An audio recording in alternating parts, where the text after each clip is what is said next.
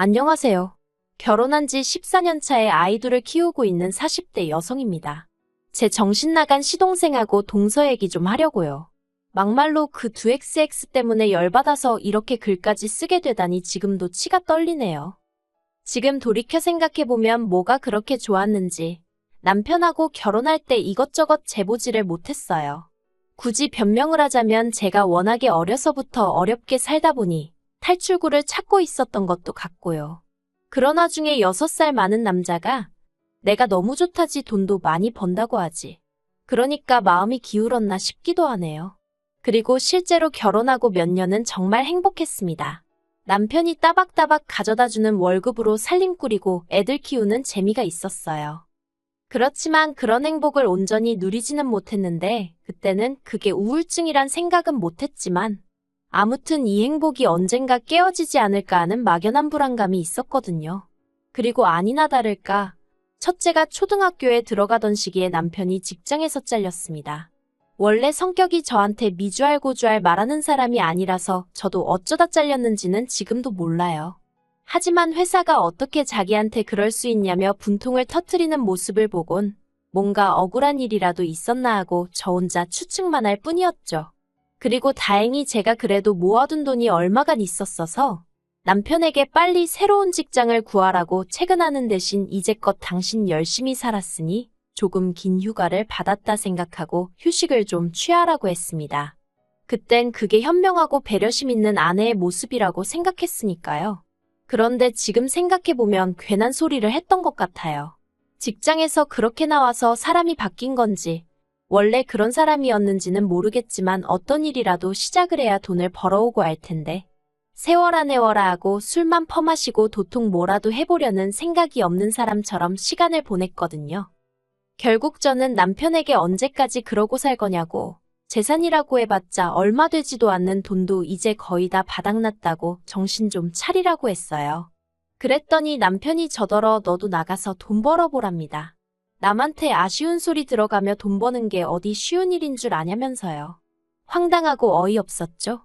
결혼 전에는 저도 남편만큼 큰 회사는 아니었어도 직장에 다니는 평범한 회사원이었거든요. 그런데 자기가 먼저 자기는 아내한테 내조받고 싶다면서 회사 관두라고 자기 혼자 벌어서도 먹고 사는 건 지장 없게 하겠다며 호언장담을 할 땐 언제고. 이래서 여자도 능력이 있어야 된다고 하는구나. 정말 별의별 생각이 머릿속을 스치대요. 그래서 남편더러 알겠다고 나도 나가서 돈 벌 테니까 당신도 내일부터 당장 일자리 알아보라고 했어요. 그런데 제가 말은 호기롭게 했는데 생각해보니 애들을 맡길 곳이 마땅치도 않고 일을 어쩌나 싶었습니다. 그래서 일단 어머님께 연락을 드렸어요. 평소에 저희 애들을 예뻐하시기도 했고 제가 평소에 어머님께 잘해드렸거든요. 그러니 이번만큼은 어머님이 저희 사정을 좀 봐주지 않으실까 하는 기대가 있었죠. 그런데 어머님은 하루 종일도 아니고 아이들 학교만 어머님 집으로 시키면 안 되겠냐는 제 부탁을 아주 단칼에 거절하셨습니다. 네 애는 네가 키우라면서요. 틀린 말씀은 아니었지만 너무 야속하더라고요. 참고로 친정부모님께서는 저희 집에서 4시간 이상 걸리는 곳에서 살고 계셨습니다. 그러니 한마디로 물어보나마난 상황이었죠. 그래서 결국 저는 집에서 하는 일을 알아보다가 온라인으로 장사를 시작했습니다.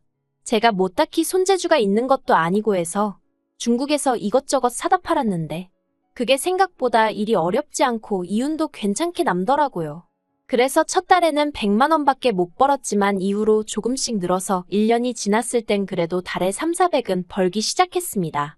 그러자 처음엔 기껏 취직하겠다고 큰소리 치더니 겨우 하는 게 1,000원, 2,000원짜리 파는 거냐며 무시하던 남편도 언젠가부턴 이달엔 얼마나 팔았냐며 관심을 보이대요. 참고로 남편은 이후로 예전 회사에서 같이 일하던 직원이 차린 회사에 나가고 있었어요. 일하는 시간은 저보다 길면서 돈은 저보다 덜 벌었고요. 아무튼 그렇게 장사를 해오던 어느 날 청천벽력 같은 소식이 들려왔습니다. 그날도 평소랑 다를 것 없는 날이었는데 어머님한테 전화가 왔어요. 그리고 어머님은 다급한 목소리로 아버님이 지금 119에 실려가셨다며 저더러 당장 병원으로 오라시대요. 놀라서 하던 일도 멈추고 병원으로 쫓아가니 뇌경색으로 쓰러지신 아버님이 자리에 누워 계셨어요. 이후로 아버님은 중환자실로 들어가셨고 결국 요양병원으로 가시긴 하셨지만 그 과정에서 모든 병간호는 제 몫이었습니다. 남편은 회사 일을 핑계로, 어머님은 나이를 핑계로 병간호는 못한다지. 그렇다고 24시간 내내 간병인을 쓸 만한 형편도 아니었지. 그러니 자연스레 그 화살이 저한테 향하더라고요. 사실 남편에게는 겨우 2살 차이 나는 시동생도 있었는데 시동생과 동서 중 누구의 뜻이었는지 아니면 부부가 한마음이었던 건지는 몰라도 처음부터 병간호는 못한다며 대신 차라리 돈으로 때우겠다고 하대요. 그래서 제가 돈은 나도 있다고 했지만 뭐 무조건 못한다고 배째라고 나오니 한마디로 제가 어떻게 할 방법이 없었죠. 하지만 제가 병간호를 떠맡은 건 단지 이런 이유만 있었던 것은 아닙니다. 저는 그저 제 애들 보기 부끄럽지 않게 제 할도리는 하겠다는 마음으로 아버님 병간호를 한 거예요. 병간호하느라 피곤한 것과 모른 채 하고 찜찜한 것 중에 고르라 하면 몸은 피곤할지언정 마음이 떳떳한 게 낫다고 생각하기도 했고요. 하지만 아버님은 결국 3년 만에 돌아가셨습니다. 그리고 그때까지 시동생은 1원 한 푼 내놓지를 않았어요. 자기들도 애 키우고 어쩌고 하느라 돈 들어갈 데가 많아서 도통 여유가 없다면서요. 그리고 하늘도 무심하시지. 아버님께서 돌아가시고 얼마 지나지 않아 어머님이 대장암 3기라는 진단을 받으셨습니다. 그리고 이때부턴 정말 하루에도 몇 번씩 눈물만 났어요. 왜냐하면 남편이고 어머님이고 당연히 제가 어머님 병간호를 해드릴 거라 생각하는 눈치였거든요. 남편은 심지어 저더러 자기 어머니를 살려달라며 눈물을 보이는데 어이가 없어서 환장하겠더라니까요. 정말이지. 이게 내 팔자가 사나워서 이런 건가? 아니면 이 집구석에 뭐가 있기라도 한가? 솔직히 돌아가신 아버님을 탓할 일도 아니고 어머님이 원해서 암에 걸리신 것도 아닌데 정말 두 분 다 원망스럽고 남편도 꼴 보기 싫고 애들한테도 미안하고 아무리 생각해도 나는 잘못한 게 없는데 왜 내가 이렇게 고생을 해야 하나 싶은 게 정말 어디 아무도 없는 데 가서 꺼이꺼이 울고 싶은 심정이었어요. 그리고 결국 저는 죽이 되든 밥이 되든 하는 데까지 내보자 생각하고 또 어머님 병간호를 시작했습니다. 그러자 이때는 시동생도 미안하긴 했는지 병원비에 보태라며 200만 원을 보내왔어요. 하지만 그게 처음이자 마지막으로 시동생이 지 부모 병원 생활할 때 한 아들 노릇이었네요. 어머님의 병간호를 하는 동안에도 저는 돈은 돈대로 벌어야 했고 살림도 해야 했고 그 와중에 애도 키워야 했으니 솔직히 어디다 말은 못했지만 이러다 내가 먼저 죽는 거 아닌가 싶대요. 살도 10kg 넘게 빠지고 탈모까지 생겼으니까요. 그런데도 제가 어머님을 끝까지 책임졌던 건 어머님이 매번 저에게 미안하다 고맙다는 말씀을 해주셨기 때문입니다. 그래도 알아주시니 감사해서 그리고 그런 어머님이 안쓰러워서 그냥 힘닿는 만큼은 어떻게든 해보자 하곤 버틸 수 있었달까요? 하지만 결국 지독한 항암 치료를 견디지 못하고 어머님도 세상을 떠나셨어요. 그리고 어머님이 저와 남편 앞으로 당신이 사시던 작은 아파트 한 채를 남기셨지요. 그래서 남편과 저는 그 아파트를 팔아서 저희 대출을 갚았습니다. 사실 아버님 때부터 시작해서 저희가 매번 병원비를 부담하고 있었기 때문에 정작 저희 대출은 이자만 간신히 갚아가는 정도였거든요.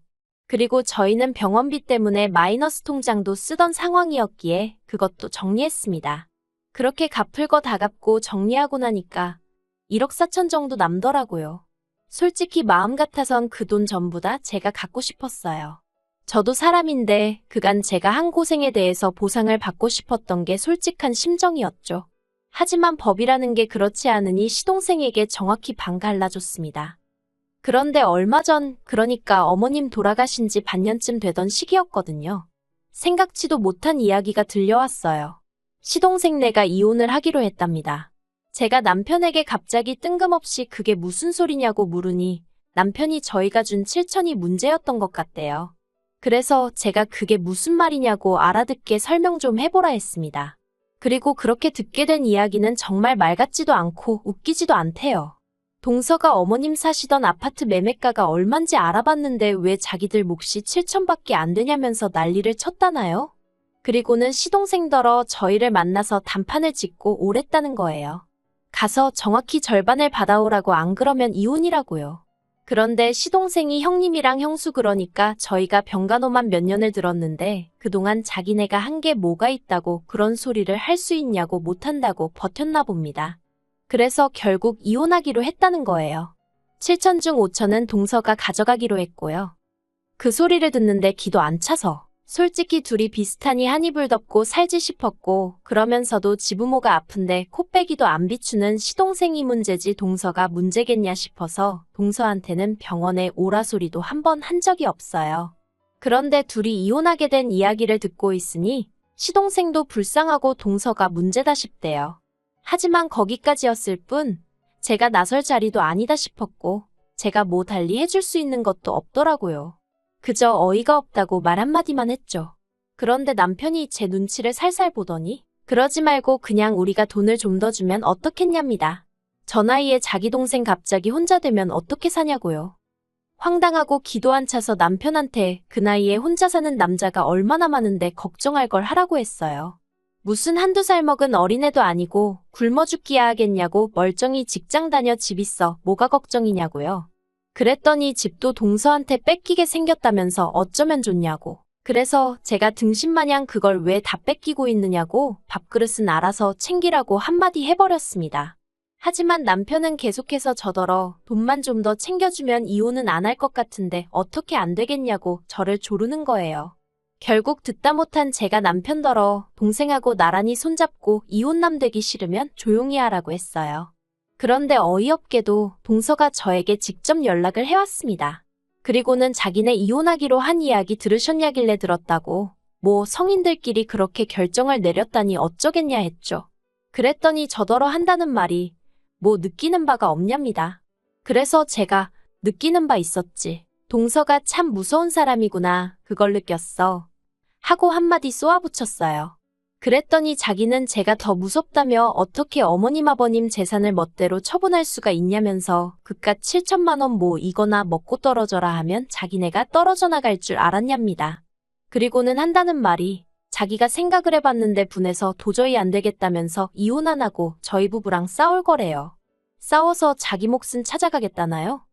그리고 이 이야기를 남편에게 전하니 남편도 예전과는 달리 아주 격양된 반응을 보였습니다. 이혼할 동생이 안쓰러워 전전긍긍하던 모습은 온데간데 없고 그거 미친 X 아니냐면서 난리가 났죠. 그리고는 그걸로도 분이 안 풀렸는지 시동생더러 네 마누라 데리고 당장 오라고 전화에다 대고 소리를 고래고래 지르는 거예요. 그렇게 저희 부부와 시동생 부부가 마주하게 되었습니다. 시동생은 영문을 모르겠다는 표정으로 저희 부부더러 도대체 무슨 일이냐고 물었고 그런 시동생에게 네 마누라한테 한번 물어봐라 하고 남편이 소리를 쳤어요. 저희 남편이 동서더러 마누라니었더니 시동생 앞에서 그런 식으로 부른 적이 없었거든요. 그래서 시동생이 정말 깜짝 놀란 눈치였습니다. 그리고 그때 동서가 자기가 뭐 못할 말이라도 했냐면서 시동생더러 내가 형님한테 법적으로 해보자고 그랬다고 싸워서라도 우리 목숨 받아내겠다고 그랬어. 하곤 언성을 높이대요. 그러자 시동생은 한숨을 푹 내쉬었는데 놀랍게도 그게 다였어요. 솔직히 저는 시동생이 자기 마누라한테 뭐라고 말 한마디라도 할 줄 알았습니다. 네가 뭔데 나서냐? 가만히 있어라 뭐 그런 말이요. 그런데 시동생은 화를 내기는커녕 저희 남편더러 그래서 지금 자기더러 어쩌라는 거냐고 무슨 애도로 이런 자리를 만든 거냐고 짜증을 내기까지 했죠. 역시 서로 비슷하니 한 이불 덮고 살지 않은 제 생각이 맞다 싶었습니다. 그리고 그런 시동생에게 남편이 네가 사람 자식이 맞냐면서 기어이 주먹질을 하려는 걸 제가 간신히 말렸어요. 혹시나 나중에 법적으로 정말 다투게라도 되면 괜히 트집 잡힐 일이나 생길 것 같단 생각에 본능적으로 남편 주먹을 낚아챈 거죠. 남편은 분을 삭히지 못하고 씩씩거리며 시동생더러 어디 한번 마음대로 해보라고 욕을 퍼부었고 그러자 시동생이 조금 전 기세는 온데간데 없이 아 진짜 형 한 번만 좀 도와줘. 정말 내가 이혼당하는 꼴을 봐야 직성이 풀리겠어 하는데 남편이 당장 눈앞에서 꺼지라며 네가 원하는 대로 법대로 해보자고 그러대요. 하지만 그 일이 있으므로 소송을 건의어쩌니 하더니 집으로 종이 쪼가리 한 장 오는 게 없었습니다. 대신에 어처구니 없는 소식이 들려왔지요. 한통 속인 것 마냥 굴던 시동생 부부가 이혼 소송 중이라고요. 속사정이 정확히 어떻게 된 건진 모르겠지만 시동생이랑 동서가 서로 탓을 하고 있다나요. 시부모님 생전에 시동생이고 동서고 뭐 한 게 없으니 법적으로 재산 가지고 다퉈볼래도 답이 안 나온다 싶었던 건지 뭐 아무튼 저희야 그쪽에서 어떻게 나오든지 간에 이번엔 형제고나 바리고 한번 제대로 붙어볼랬더니 웃기지도 않네요. 사람이 사람돌이는 하고 자기 권리를 찾아야지. 정말이지 그런 심보로 살면 언제가 됐든 벌 받는다고 그 말 한마디 해주지 못한 게 한입니다.